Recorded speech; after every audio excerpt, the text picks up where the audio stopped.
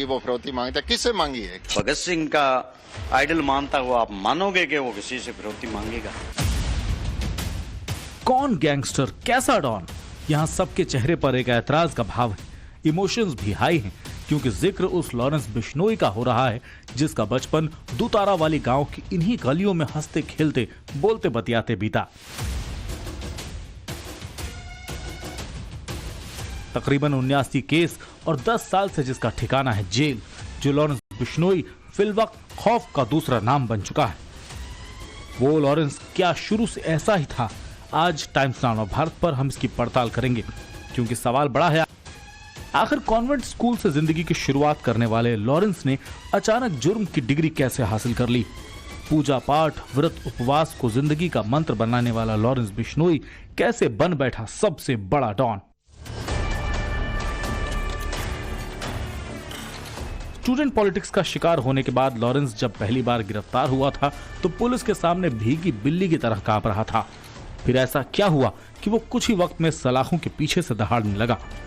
आज लॉरेंस के जीवन से जुड़े अतीत के कुछ पन्ने पलटेंगे।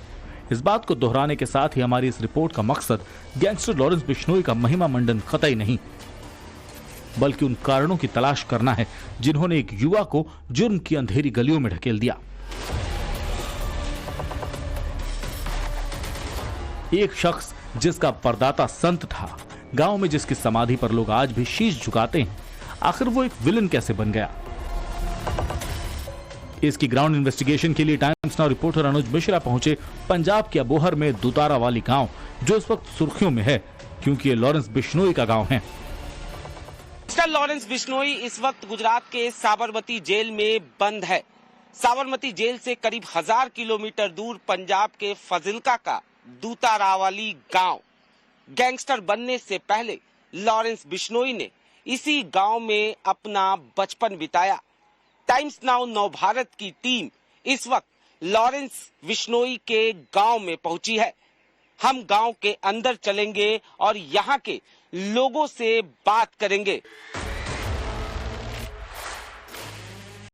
पंजाब में हम बढ़ रहे हैं दुतारा वाली गांव की तरफ, जो फाजिल्का जिले के अबोहर कस्बे में पड़ता है। ये वो गांव है जहां का रहने वाला है लॉरेंस बिश्नोई। यहां से करीब 912 किलोमीटर दूर अहमदाबाद की साबरमती जेल में बैठकर लॉरेंस सलाखों के पीछे से ही अपने गैंग को ऑपरेट कर रहा है। उसके पास करीब 700 से ज्यादा शूटर्स की फौज है, जिन पर हुक्मरानी करके वो धमकी और एक्सटॉर्शन का खुला खेल खेलता है। लॉरेंस का नेटवर्क हरियाणा, उत्तराखंड, उत्तर प्रदेश, बिहार, हिमाचल प्रदेश, पंजाब, राजस्थान, गुजरात, मध्य प्रदेश और महाराष्ट्र तक फैला हुआ है।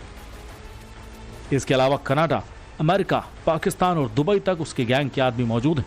लेकिन उस लॉरेंस को गांव वाले डॉन नहीं समझते, बल्कि उन्हें तो लॉरेंस बिश्नोई को गैंगस्टर कहने पर भी सख्त ऐतराज है। माता पिता पे क्या गुजर रही है, हर बात में गैंगस्टर लॉरेंस बिश्नोई आ रहा है।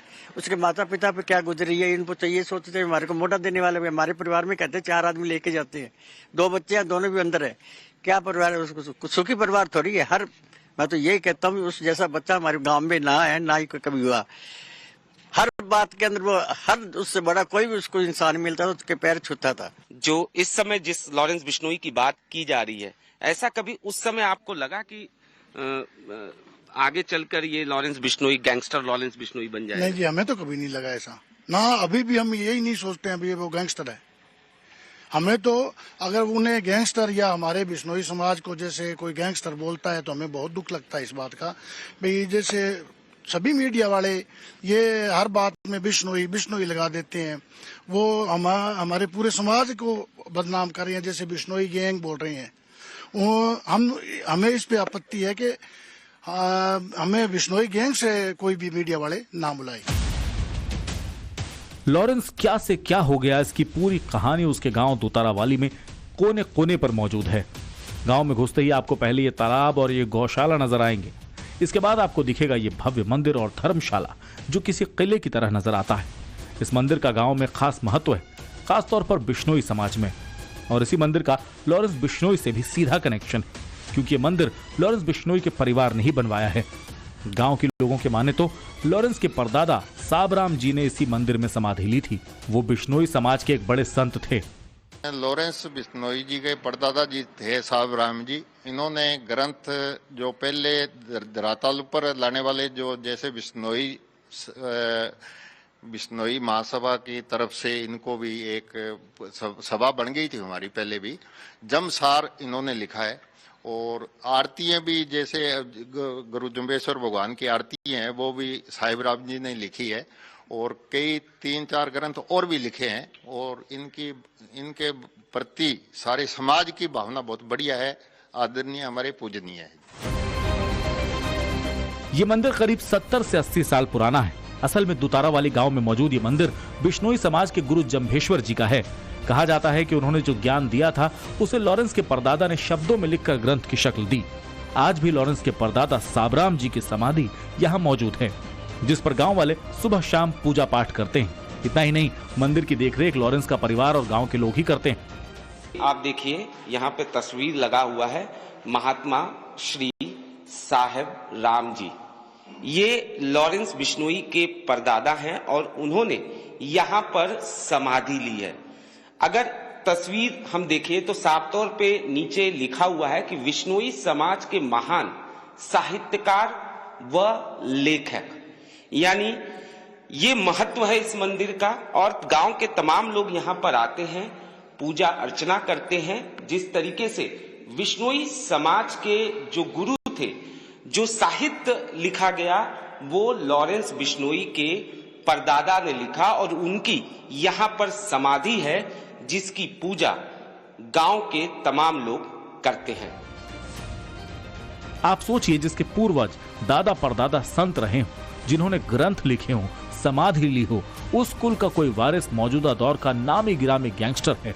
फिर वो चाहे लॉरेंस बिश्नोई हो या फिर उसका भाई अनमोल बिश्नोई, जो अमेरिका में बैठकर वहां से गैंग ऑपरेट करता है, जिसके सिर पर पुलिस ने 10 लाख का इनाम रखा हुआ है, जो कभी सलमान को धमकी देता है, कभी गैलेक्सी अपार्टमेंट के बाहर फायरिंग कराता है, तो कभी बाबा सिद्दीकी की हत्या करवाता है।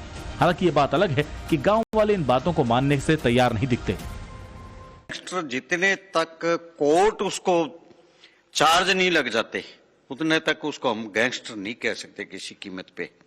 तो उसको पहली बात तो मैं इस बात का ही खंडन करता हूं कि वो गैंगस्टर है नहीं, क्योंकि ये तो मीडिया में बात आई हुई है कि गैंगस्टर है, गैंगस्टर है। जितने कोर्ट दोषी नहीं मानती उतने हम किसी को कुछ नहीं कह सकते। लॉरेंस के गांव की कच्ची पक्की सड़कों पर होते हुए जब आप आगे बढ़ते हैं तो दूर से ही नजर आती है गैंगस्टर लॉरेंस की ये बड़ी सी कोठी। लॉरेंस का जन्म इसी घर में साल 1993 में हुआ था। वो अपने छोटे भाई अनमोल के साथ इसी घर में खेल कूद कर बड़ा हुआ। लेकिन आज ये कोठी थोड़ी वीरान नजर आती है, क्योंकि लॉरेंस बीते 10 सालों से जेल में ही है और उसका छोटा भाई अनमोल भी अमेरिका भागा हुआ है। आखिरी बार लॉरेंस इस घर में साल 2016 में आया था, वो भी पुलिस कस्टडी में। पीछे जो मकान आप देख रहे हैं, ये मकान लॉरेंस बिश्नोई का है। लॉरेंस बिश्नोई ने यहीं पर जन्म लिया। तस्वीरों के जरिए हम आपको मकान दिखाएंगे। दरअसल जिस तरीके से लॉरेंस बिश्नोई को लेकर तमाम थ्रेट हैं, दुश्मन गैंग जो हैं वो कहीं न कहीं लॉरेंस बिश्नोई को टारगेट करने की कवायद करते हैं। ऐसे में सुरक्षा के लिहाज से इस घर को हम आपको दिखाना चाहेंगे कि किस तरीके से बाकायदा कटीली तारें लगी हुई हैं, साथ ही साथ सीसीटीवी कैमरे जो हैं वो भी आप साफ तौर पर देख सकते हैं। घर का दरवाजा जो है वो बंद है। दरअसल लॉरेंस के माँ बाप जो हैं वो यहाँ पर रहते हैं, लेकिन इस वक्त वो कहाँ हैं ये पता नहीं। तो पूछा भी ये कौन सा रास्ता, क्योंकि हमारे परिवार में और हमारा परिवार वो हम भारत के संविधान को मानने वाले हैं, हम कानून को मानने वाले हैं और हम कोर्ट को मानने वाले हैं, कोर्ट का बहुत इज्जत करते हैं। तो वो कहने लगा कि मेरी कोई ना तो मैं कोई बयान दे रहा हूं वो लिखा जा रहा है, ना मेरी कोई सुनाई है, जो पुलिस के जत्ती वो लिख रहे हैं। हैरानी की बात यह कि सिद्धू मूसेवाला, बाबा सिद्दीकी और नादिर शाह जैसे हत्याकांड की जिम्मेदारी लॉरेंस ने खुद ली। जेल में बैठकर करोड़ों की उगाही, हथियारों की तस्करी जैसे गंभीर आरोप लॉरेंस बिश्नोई पर हैं, लेकिन गांव में उसे कोई गुनहगार मानने को भी तैयार नहीं। लॉरेंस पर 79 से ज्यादा मुकदमे दर्ज हैं, लेकिन उसे सजा किसी भी केस में नहीं हुई। लॉरेंस जमानत के लिए अपील भी नहीं करता क्योंकि वो जानता है कि जेल से ही बैठकर वो अच्छी तरह ऑपरेट कर पाएगा, विरोधी गैंगस्टर से भी बचा रहेगा और काम भी हो जाएगा। लेकिन ये सब बातें एक तरफ और लॉरेंस को बचपन से जानने वालों का दावा एक तरफ। यहाँ से इतना अच्छा ब्यूटी आदमी था, उसको कोई मुकाबला नहीं कर सकता। खेल में भी अच्छा था, स्पोर्ट्स में भी अच्छा था। अब ये जो करते हैं ना बिश्नोई समाज के लिए भी ये कर दिया लॉरेंस बिश्नोई ने, ये कर दिया, ये गलत बात है। हमारे समाज को खराब करने की कोशिश मत करो, नहीं तो बिश्नोई समाज उठ गया तो इनके लिए भी खतरा है। स्पष्ट कह रहे हैं हम, हमारे को कोई किसी से लेना देना नहीं है। अच्छी कोई वारदात जब वो कर, सभी कह रहे हैं 10 साल से वो अंदर है तो इनपुट कहाँ से करेगा? ये तो आप पत्रकार भी सोचते हैं, देश के अन्य नागरिक भी सोचते हैं, नागरिक नेता भी सोचते होंगे। जो इंसान अंदर है उसके हर बात में नाम क्यों लेते हैं? जो भी वारदात आती है, किसी की चोरी हुई तो लॉरेंस बिश्नोई, किसी के 4 कत्ल हो गए तो लॉरेंस बिश्नोई। क्या लॉरेंस बिश्नोई के बाहर बैठा है? गांव के लोगों के मुताबिक जिस लॉरेंस को वो जानते हैं वो हर मायने में बेस्ट था, पढ़ने लिखने में अच्छा था, लिहाजा गांव से कुछ किलोमीटर दूर इस कॉन्वेंट स्कूल में उसने एडमिशन लिया। पढ़ने लिखने में अच्छा रिकॉर्ड रखने वाले लॉरेंस को घुड़सवारी और बॉडी बिल्डिंग का भी शौक रहा। वो वॉलीबॉल का बहुत अच्छा खिलाड़ी था। उसका पढ़ने में, जब वो कॉन्वेंट स्कूल में पढ़ता था तो बहुत अच्छा, पढ़ाई में होशियार बच्चा था वो।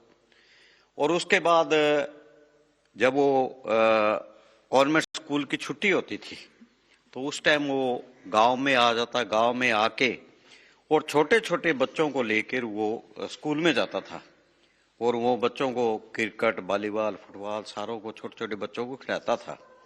तो उसका ये मस्को उसके दिमाग में थी कि मेरे गांव के बच्चे या मेरे इलाके के बच्चे नशे से दूर रहे और उनका गांव का नाम रोशन करे, इलाके का नाम रोशन करे और प्रदेश का नाम रोशन करे। क्योंकि लॉरेंस नशे के बहुत खिलाफ था। पहले दिन से उसके थी कि कोई हमारे जो बच्चे और नशे की दलदल में न जाए। और उसके बाद जितना भी स्पोर्ट्स का सामान था वो सदा वो अपने पास से पैसे दे के बच्चों को खिलाता था। तो इसका मतलब ये देखो भी उसकी खेल में कितनी रुचि थी। गांव में रहने वाले लॉरेंस के दोस्तों की माने तो लॉरेंस बिश्नोई को खेलों से प्यार था। वो क्रिकेट भी शानदार खेला करता था, टूर्नामेंट कराता था। अपने गांव दुतारावाली में आखिरी बार वो साल 2013 में एक टूर्नामेंट में हिस्सा लेने आया था। उसके बाद जब वो चंडीगढ़ पढ़ने चला गया तो फिर उसके रास्ते जुदा होते चले गए। वो यहीं पे रहता था तो हम साथ में खेलते थे। यहाँ पे बहुत अच्छा प्लेयर था।